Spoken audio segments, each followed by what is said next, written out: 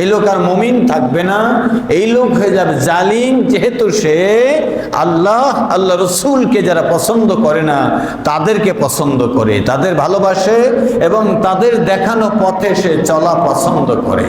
আল্লাহ বলছেন ফাউলাইকা হুমুজ জালিমুন, এই লোক হয়ে যাবে জালিম।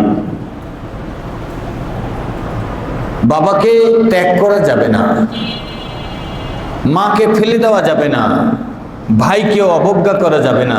আল্লাহ বলছেন দেখুন, কুল ইন কানা আবাউকুম ওয়া আবনাউকুম ওয়া ইখওয়ানুকুম ওয়া আজওয়াজুকুম ওয়া আশীরাতুকুম ওয়া আমওয়ালুন ইকতারাফতুমুহা ওয়া তিজারাতান তাখশাউনাহা